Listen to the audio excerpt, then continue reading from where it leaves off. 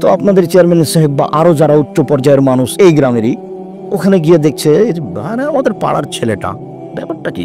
তো গাড়ি থেকে নেমে বলছে কি হয়েছে, তখন পুলিশটা বলছে স্যার স্যার ও এই ভুল করে এদিকে নিয়ে চলেছে স্যার, ওই জন্য ওকে ধরে রেখেছি। আরে এই ছেলেটা আমাদের পাড়ার তো। ও স্যার আচ্ছা আচ্ছা স্যার বললেন স্যার ছেড়ে দিচ্ছি স্যার, ছেড়ে দিচ্ছি স্যার, ছেড়ে দিচ্ছি। এখন ওকে ধরে কিন্তু থানাতে নিয়ে যাচ্ছিল। এখন ওকে জিজ্ঞাসা করেন যে এই লোকটা কত বড় উপকারী, কেননা ও বিপদটা বুঝেছে, বুঝাতে পারিনি, ও বিপদটা বুঝেছে। এখন উপকার এটা কত এখন ওই বুঝবে। তো বিচারের মাঠ কত বড় বিপদ এইটা তো আমি বুঝাতে পারিনি, এটা বুঝাতে পারলে কোরআন মাজিদ আপনার কত বড় উপকারী এটা আমি বুঝাতে পারতাম। তো বিচারের মাঠই তো আমি বুঝাতে পারলাম না জাতিকে। ও নিয়ে কোনো ভয় ভীতি কিচ্ছু নাই, কারো নাই। অথচ আমি বক্তব্য বলেছি কবর যত কঠিন, কিয়ামত তার চেয়ে অনেক অনেক অনেক বেশি কঠিন। কিয়ামত যত কঠিন, জাহান্নাম তার চেয়ে অনেক অনেক অনেক বেশি কঠিন। তার ব্যাপারে তো ভরক্ষেপ করো নেই। সম্মানিত দিনী ভাই বোন, সূরা বাকারার খণ্ড কিছু কথা। ও শেষের বাক্যটা রাসূল সাল্লাল্লাহু আলাইহি ওয়াসাল্লাম বলছেন, ফাইনা আগদা বারাকা, সূরা বাকারা পড়লে বাড়িতে বরকত নাযিল হবে। অতারাকা খাসারা, সূরা বাকারা না পড়লে বাড়িতে অশান্তি নেমে আসবে। ওয়ালা ইয়াস্তাতিউল বাতালা, অলসেরা সূরা বাকারা পড়তে পারে না। অলস যারা তারা সূরা বাকারা পড়তে পারে না। অলস যারা তারা সূরা বাকারা পড়তে পারে না। কেমনে পড়ি? 200 কতটি 85, হ্যাঁ 286, জি 86। এত বড় সূরা কেমনে পড়ি? তো সূরা বাকারার 3টা জিনিস আছে, মনে থাকবে না মনে হয়। পড়লে কি হবে? বরকত নাযিল হবে। এই ছেলে, কারো গায়ে হাত দিয়ে বসে আছো নাকি? কথা শোনো না কেন? সূরা বাকারা পড়লে কি হবে? বরকত নাযিল হবে। না পড়লে ক্ষতি, অশান্তি। আর পড়তে পারে না কে? আলিস। এইটা মনে থাকবে না। তো বিবেচনা করেন, দেখেন, আরে ঠেলে 3 মাস 6 মাসে তো সূরা বাকারা পড়তে পারবো না মানে সূরা বাকারা কি এমন পড়েই ছাড়বো। আপনাদের এই বগুড়া জেলাতে এমনও কত পুরুষ মহিলা আছে যে প্রতিদিনই সূরা বাকারা পড়ে, এরকম আছে। আমি জানি তো আপনি হতভাগা সেই জন্য। সম্মানিত দিনী ভাই বোন, খণ্ডকালীন সূরা বাকারা। আবু হুরায়রা রাদিয়াল্লাহু তাআলা বলছেন যে আল্লাহর নবী আমাকে বললেন, আবু হুরায়রা তুমি এই ফিতরার যাকাতে এই গম চালগুলো দেখাশোনা করো, তো পাহারা দাও। তো আমি রাতে পাহারা দিচ্ছি, চোর নিয়ে আসছে, এই ব্যাগে ভর্তি ঢুকাতে লেগেছে। তখন আমি চোরের হাত ধরে নিয়েছি। তখন চোরে বলছে, আমি গরিব মানুষ, আমার ছেলে মেয়ে আছে, ছেড়ে দেন ছেড়ে দেন ছেড়ে দেন। আমি ছেড়ে দিয়েছি। সকালে আল্লাহর নবী বলছেন, আবু হুরায়রা যে চোরের সাথে কি আচরণ করেছো? তখন আবু হুরায়রা বলছেন, আল্লাহর নবী ও বলছে আমি গরিব মানুষ, আমার ছেলে মেয়ে আছে, আমি ছেড়ে দিয়েছি। আরো মিথ্যা কথা বলেছে, আবার আসবে। পরের দিন দেখি ঠিকই এসেছে, জিনিস ব্যাগে উঠাচ্ছে। আমি ধরে নিলাম, বললাম তোমাকে নিয়ে যাব। তখন বলছে আর কোনোদিন আসবো না, আর কোনোদিন আসবো না, আর কোনোদিন আসবো না। তো ছেড়ে দিয়েছি। পরের দিন সকাল আল্লাহ রাসূলের সাথে দেখা। আল্লাহ রাসূল বলেন, কি ব্যাপার আবু হুরায়রা, তুমি চোরের সাথে কি আচরণ করেছো? তখন বলছে আল্লাহ রাসূল, ও বলছে আমি আর আসবো না, তাকে ছেড়ে দিয়েছি। তো আরো মিথ্যা কথা বলেছে, আবার আসবে। পরের দিন ঠিকই চলে এসেছে, দেখছে যে ওই ব্যাগগুলোতে উঠাচ্ছে। আমি ধরে নিলাম, আমি বললাম রাসূলের কাছে নিয়ে যাব। তখন বলছে, দেখেন শোনেন একটা কথা, যে আওয়াইতালা ফের আশেকা, যখন আপনি বিছানায় শুতে যাবেন ফাকরা আয়াতুল কুরসি, তখন আয়াতুল কুরসি পড়েন। আল্লাহর পক্ষ থেকে একজন রক্ষক থাকবে, শয়তান আপনার নিকটে আসবে না। আয়াতুল কুরসি পড়েন যখন ঘুমাতে যাবেন, আল্লাহর পক্ষ থেকে একজন রক্ষক থাকবে, সকাল পর্যন্ত শয়তান আপনার পাশে আসবে না। সকালে আল্লাহর নবী বলছেন, আবু হুরায়রা জি চোরের সাথে কি আচরণ করেছো? আল্লাহ রাসূল, চোরে বলছে যে যখন ঘুমাতে যাবে তখন আয়াতুল কুরসি পড়ো, তো শয়তান আর পাশে আসবে না। তখন আল্লাহ রাসূল বলছেন, হ্যাঁ ও শয়তান, তবে ঠিক বলেছে। বুখারী মুসলিম সূরা বাকারার খণ্ড কিছু আয়াতের বিবরণ। আব্দুল্লাহ ইবনে মাসউদ রাদিয়াল্লাহু তাআলা আনহু বলেন, রাসূল সাল্লাল্লাহু আলাইহি সাল্লাম বলেছেন, আয়াতান মিন আখির সূরাতুল বাকারা, সূরা বাকারার শেষ 2 আয়াত। মান কারাহুমা লাইলাতান কাফাতাহু, কেউ যদি রাতে পড়ে কোনো সমস্যা তার ঘটবে না, নিরাপদ। সূরা বাকারার শেষ 2 আয়াত। আপনি যদি রাতে পড়েন কোনো সমস্যা হবে না, নিরাপদে থাকবেন। আব্দুল্লাহ ইবনে মাসউদ রাদিয়াল্লাহু তাআলা আনহু বলেন, রাসূল সাল্লাল্লাহু আলাইহি সাল্লাম বলেছেন, লা তাজালু বুয়ুতাকুম মাকাবিরা, তোমরা তোমাদের বাড়িকে কবর করো না, তোমরা তোমাদের বাড়িকে কবর করো না, তোমরা তোমাদের বাড়িকে কবরস্থান করো না। তোমরা বাড়িতে সূরা বাকারা পড়ো, শয়তান পালাবে। তোমরা বাড়িতে সূরা বাকারা পড়ো, শয়তান পালাবে। সূরা বাকারার শেষ দুই আয়াত পড়ো, শয়তান থাকবে না, জিন থাকবে না। বুখারী মুসলিম। সূরা কাহাফ। রাসূল সাল্লাল্লাহু আলাইহি সাল্লাম বললেন, জুমার দিন যদি মানুষ সূরা কাহাফ পড়ে তাহলে 1 সপ্তাহ যাবত সে নিরাপদে থাকবে, কোনো সমস্যা হবে না, শান্তির সাথে দিন পার হবে, নিরাপত্তাই। সূরা কাহাফ যদি জুমার দিন পড়ে। আবার বললেন, মান কারা সারায়াতিন মিন আওয়ালি সূরাতিল কাহাফ ওয়াসামাউন ফিতনাতিদ দাজ্জাল, কেউ যদি সূরা কাহাফের প্রথম 10 আয়াত পড়ে তাহলে দাজ্জালের বিপদ থেকে বেঁচে যাবে। একজন সাহাবী সূরা কাহাফ রাতে পড়ছিলেন, তখন মেঘখণ্ড নেমে এসেছে পাশে একটা ঘোড়া বাঁধা ছিল, লাফালাফি শুরু করেছিল, বন্ধ করে দিয়েছে। সকালে এসে বলছে, আল্লাহর নবী এই ঘটনা। রাসূল বলছেন, আরে তিলকা সাকিনা, ওটা আল্লাহর পক্ষ থেকে নিরাপত্তা, তোমার কোরআন মাজিদ পড়ার কারণে অবতীর্ণ হচ্ছিল, ওটা নিরাপত্তা, শান্তি। অন্য বর্ণনায় এসেছে তিলকাল মালায়েকা, শোনো এগুলো ছিল ফেরেশতা দানাতলে শতেকা, তোমার কোরআন মাজিদ শুনতে এসেছিল, লোকারাতা, তুমি যদি পড়তে থাকতে লাশ বাহাত, তাহলে ফেরেশতারা সকাল করে দিত, ওরা পালাতে পারতো না, ওরা সকাল করে দিত, ওরা পালাতে পারতো না, সবাই দেখে নিত ফেরেশতাদেরকে। সূরা কাহাফ। সূরা মুলক আর সূরা সাজদা, আল্লাহ নবী সূরা মুলক না পড়ে ঘুমাতেন না, সাজদা না পড়ে ঘুমাতেন না। রাসূল সাল্লাল্লাহু আলাইহি সাল্লাম বলেন, সূরা মুলক যদি কেউ পড়ে তাহলে বিচারের মাঠে আল্লাহর মুখামুখি দাঁড়িয়ে এমন তর্ক লাগাবে সূরা মুলক যে ক্ষমা না হওয়া পর্যন্ত ছাড়বে না। সূরা মুলক 30 আয়াতের। আর একটা কথা মনে থাকবে, আমাদের ছেলেরা যারা যাচ্ছে কথা না বলে সহযোগিতা করেন। আর 4 শ্রেণীর মানুষের কবরের শাস্তি হবে না, মনে থাকবে কিনা দেখেন তো। 1 সূরা মুলক পড়ে যে রাতে, এটা সহজ, বাকিগুলো কঠিন আছে। 2 বাকিগুলো কঠিন নয়, পেট ব্যথায় যদি মারা যায় কেউ তাহলে কবরের শাস্তি হবে না। 3 কে যদি জুমার দিন মারা যায় তাহলে কবরের শাস্তি হবে না। জুমার দিন শুক্রবার। 4 কে যদি শহীদ হয় তাহলে তার কবরের শাস্তি হবে না। তা আপনার শহীদ না, আপনি তো সবাইকে শহীদ বলছেন, মনে থাকবে না। দেখেন, বলেন তো দেখি। 1 সূরা মুলক রাতে পড়লে ওর কবরের শাস্তি হবে না। 2 পেট ব্যথায় মারা গেলে কবরের শাস্তি হবে না। 3 জুমার দিন মারা গেলে, বৃহস্পতিবারের দিন যাওয়ার পরে সূর্য ডুবার পর থেকে না সামনে সূর্য ডোবা পর্যন্ত শুক্রবার, মানে আরবিতে রাত আগে শুরু হয়। তাহলে বৃহস্পতিবারের দিন যেমন শেষ হলো, মাগরিবের আজান হলো বৃহস্পতিবার, তখন থেকে কি চালু হয়ে গেছে? শুক্রবার জুমার দিন চালু হয়ে গেছে। ওই সূর্য ডুবা পর্যন্ত কেউ মারা গেলে তার কবরের শাস্তি হবে না। এখন আপনি যদি বলেন হিন্দু মারা গেলে, তো হিন্দু মারা গেলে তো ওটা হবে না, এই জন্য যে ওটার পথ নেই। আমাদের নবী মুহাম্মদ সাল্লাল্লাহু আলাইহি ওয়াসাল্লাম বলছেন, আল্লাহ আমি একটু আমার মায়ের জন্য ক্ষমা চাইতে চাচ্ছি, তোমার কাছে বলবো যে আমার মাকে ক্ষমা করো। তখন আল্লাহ বলছেন, না, তোমার মায়ের ক্ষমা হবে না, যার জন্য তুমি ক্ষমার কথা বলতে পাবা না। তখন আমাদের নবী বলছে, তাহলে আমার মায়ের কবর দেখতে যাব। তখন আল্লাহ রাসূল বলছেন, যা। আল্লাহ বলছেন আমাদের নবীকে, তাহলে ঠিক আছে, যান।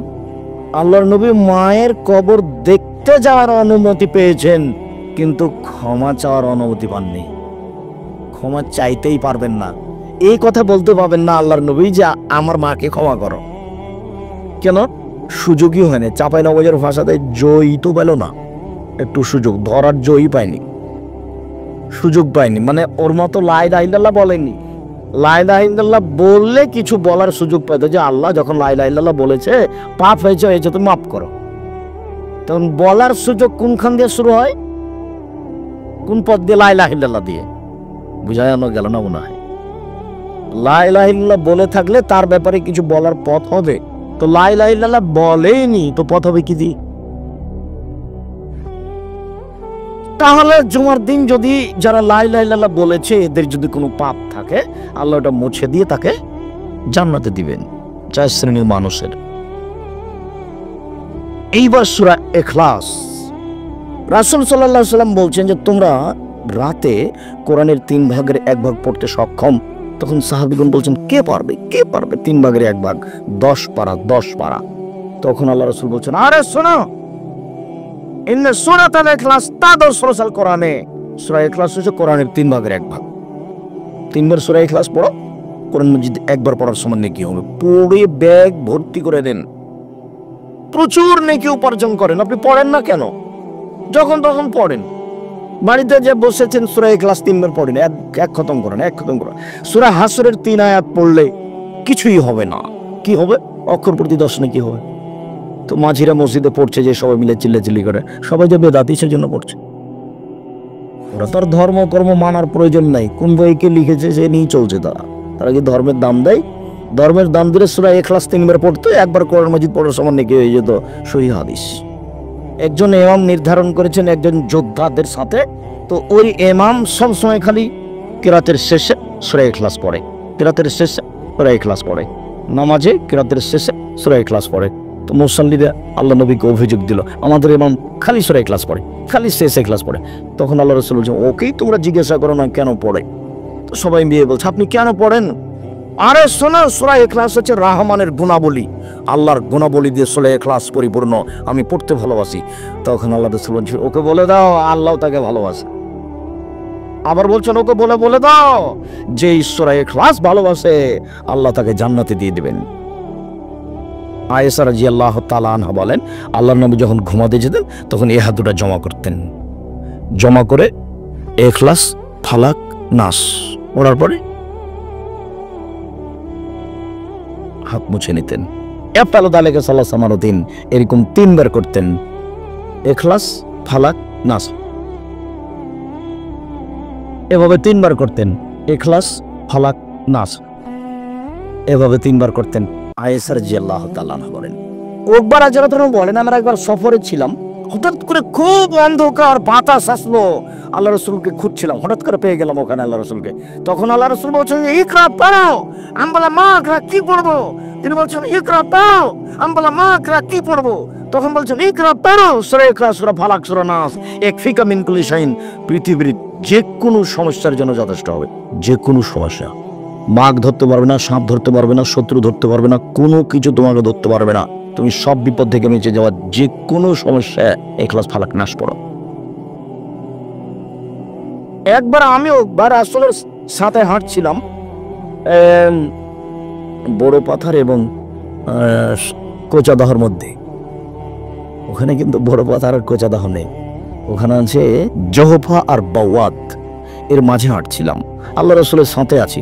হঠাৎ এমন মেঘ দেখা দিল আর একবার অন্ধকার হয়ে গেল, আর বিদ্যুৎ চমকিছে, আর বৃষ্টি, ঝড়, বাতাস। দেখি আল্লাহ রাসূল সূরা ফালাক আর নাস পড়ছেন, তারপরে বলছেন দেখো বাবা, ফালাক আর নাস পড়ে মানুষ পৃথিবীতে যত বিপদ থেকে বাঁচতে পারবে, পৃথিবীর কোনো কিছু দিয়ে তত বিপদ থেকে বাঁচতে পারবে না।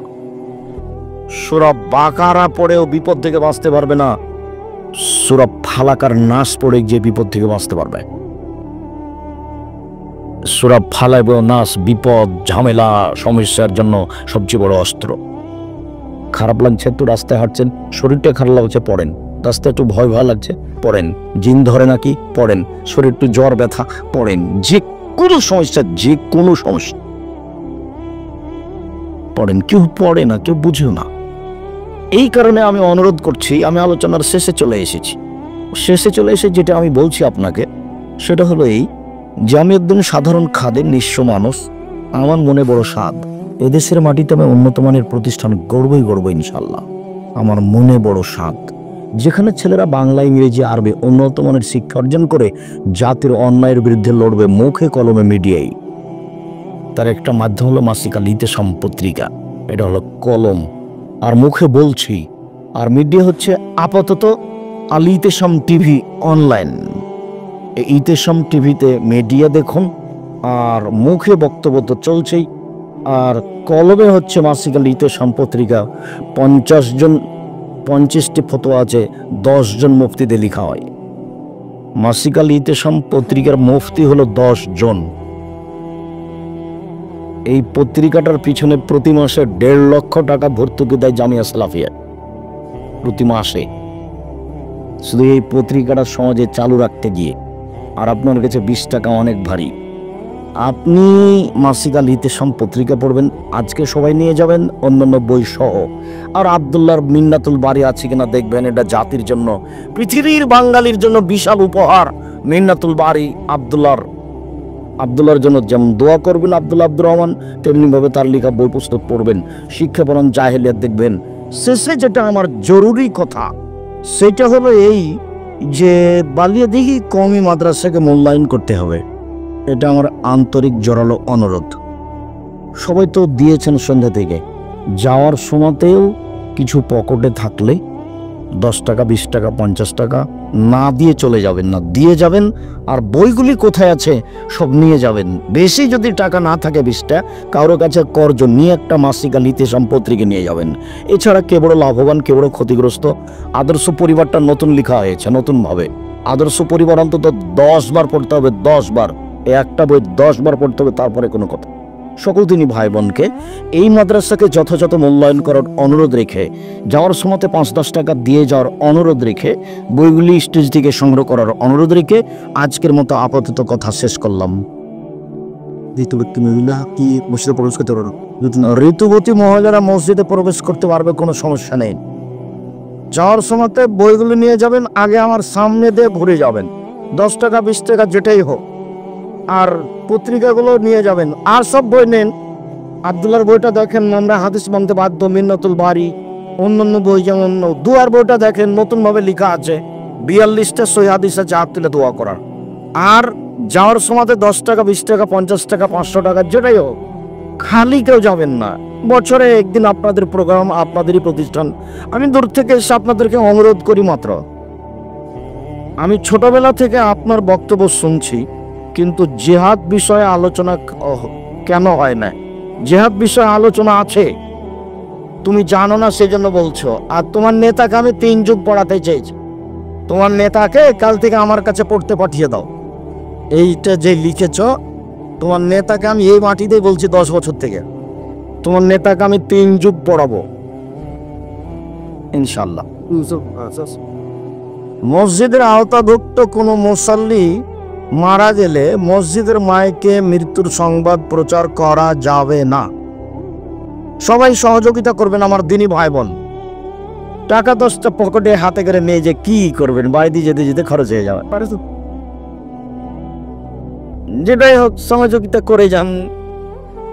আর আমি তো অনেক দিনই বলেছি, পতিতালয়ের মহিলা যদি কুকুরকে পানি পান করে জান্নাত পেতে পারে, তাহলে এরকম কওমি মাদ্রাসায় কিছু সহযোগিতা করে জান্নাত হবে ইনশাআল্লাহ। হযরত আবু হুরায়রা রাদিয়াল্লাহু হজ ও উমরা ছাড়াই দাড়ি 1 মুষ্টির বেশি অংশ কেটে ফেলতেন।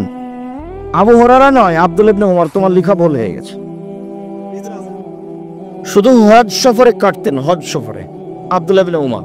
এটা তার ইজতিহাদটা ভুল হয়ে গেছে। মসজিদে মেহরাব সংলগ্ন সামনের কবর দেওয়া যাবে? জি না, কবর কিবলার দিকে থাকলে তো সালাত হবে না। মসজিদের দেয়াল এবং কবরের মধ্যে একটা প্রাচীর দিয়ে দিতে হবে। জনক আলেম বলেছেন, জুম্মার দিন প্রথম প্রহর অর্থাৎ সুবহে সাদেকের 1 ঘন্টা পর হয়। এরকম সময়ে কেউ যদি মসজিদে উপস্থিত, তাহলে উট কুরবানির সওয়াব হবে। জি ঠিকই আছে। আজকে তো অনেক মানুষ উপস্থিত হয়েছেন, আলহামদুলিল্লাহ। ওই 10-20 টাকা 500 টাকা 50 টাকা সহযোগিতা করলে তো অনেক হয়। আল্লাহ আপনাদের প্রতি কত রহমত নাযিল করেছেন। এই ইতিসাম আমাদের বগুড়া গাইবান্ধায় পাতে কিরকম করে আমরা পাবো প্রতি মাসে? তোমার ওখানে দেখা আছে সার্কুলেশন ম্যানেজার, ওকে তুমি এখন রিং দিয়ে বলো বা কালকে যে আমার নামে 10 কপি পাঠাবা। পোস্ট মাস্টার তোমার বাড়িতে দিয়ে আসবে। আমরা বগুড়ায় নেবো, আমাদের বগুড়া সদর। 10 কপি না হলে দিয়ে পাঠাতে পারবে না। আচ্ছা, গাইবান্ধায় গোবিন্দগঞ্জের অনেক ছেলে আসতো। জাযাকাল্লাহ খান। তুমি কালকে রিং দিও 8টা 9টার দিকে। আমার বাড়ি চাপ্পার ওই পাশে। ভুলে যাওয়া না, ঠিক আছে? দেখবে তোমার পোস্টমাস্টার তোমার বাড়িতে দিয়ে যাবে, কিন্তু টাকা দিয়ে উঠাতে হবে। আমার বাড়ি হচ্ছে নবীপুরে। নবীপুর, বারাকাল্লাহ। আমার চাকরির প্রথম অবস্থাতেই অসুস্থ হয়ে পড়ি। তখন আমি নিয়ত করেছিলাম যে আল্লাহ যদি আমাকে সুস্থ করে দেন তাহলে চাকরি শেষে হজ করব সাথে কি ইনশাল্লাহ। গুণা বলি আমার স্বামী সে সময় সুস্থ ছিল ভেবেছিলাম দুইজনেই হজে যাব, কিন্তু কিছুদিন পর আমার স্বামী মানসিক রোগে আক্রান্ত হয় এবং দীর্ঘদিন অসুস্থ থাকার পর মারা যায়। আমি হজের নিয়ত করেছিলাম, সে কথা আমার স্বামী জানতো না। এখন আমার চাকরি শেষ, ছেলের সাথে ইনশাল্লাহ হজে যাওয়ার জন্য রেজিস্ট্রেশন করেছি। আমার প্রশ্ন, আমি ছেলের সাথে হজে যাব, এতে কি আমার নিয়ত আদায় হবে? জি হবে। যদি আপনার ছেলে না থাকে তাহলে আপনার নিয়ত বাতিল। লোক যদি না থাকে হজে যাওয়ার তাহলে আপনার নিয়তটা বাতিল, চলবে না। বলেন কি বলছো? সরি কি গামছায় মুছা যাবে? হ্যাঁ, উজুর পানি কি অজুর পানি গামছায় মোছা যাবে? যাবি না? যাবে যাবে যাবে। ঠান্ডার জন্য তো বোঝা নেই। ক্লাব বা সংগঠন থেকে ইসলামী জালসা করা যাবে কিনা, এখন এগুলো কোরআন হাদিস অনুপাতে চলে কিনা? যদি কোরআন হাদিস অনুপাতে চলে তাহলে হাত দিয়ে মতো হলতা দুশো এই জানি, সংগঠন তো আর একজনের বিরুদ্ধে চলে। এটা একটু ভালো করে বলুন। কবরে লাশ রাখার সঠিক নিয়ম কি? ডান কাতে গোটা লাশটাকে একবারে দেওয়ালের ওয়ালের সাথে লাগিয়ে কাত করে দিতে হবে, চিৎ করে রাখা হবে। ঢুকাবে কিভাবে? পা যেদিকে থাকে সেদিক থেকে ঢোকা, ভালো করে শোনেন কি বলে।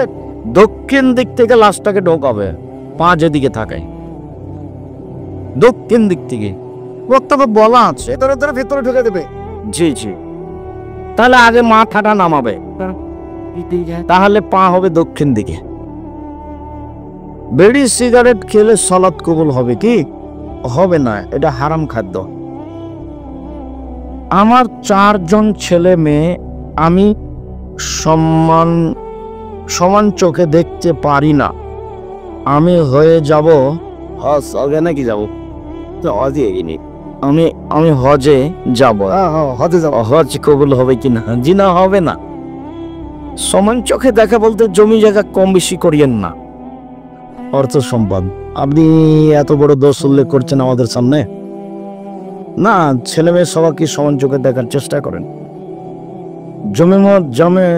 জামে মসজিদ এর পশ্চিম পাশে মসজিদের দেওয়াল হতে 3 হাত দূরে মৃত্যু ব্যক্তির কবর দেওয়া হয়েছে, সেই মসজিদে সালাত আদায় করলে সালাত হবে কি? হবে না। কবর এবং মসজিদের দেওয়ালের মাঝে প্রাচীর দিতে হবে।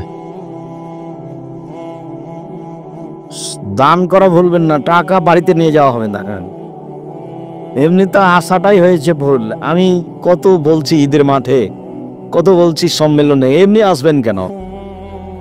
50 টাকা 20 টাকার সাথে নিয়ে আসবেন, দান করলে একটা বড় নেকিও হবে, প্রতিষ্ঠানটারও উপকৃত হবে। আর যাওয়ার সময় যেন আমি দেখে নেই যে কোনো বই আছে, তাই তো ভাই। না হলে আর একজনের কাছ থেকে 20 টাকা নিয়ে একটা পত্রিকা নিয়ে যেতে হবে। সূরা ফাতিহার উপকারিতা জানতে চাই। সূরা ফাতিহা রাসূল সাল্লাল্লাহু আলাইহি ওয়াসাল্লাম বলেছেন এটা উজ্জ্বলতা, উজ্জ্বল।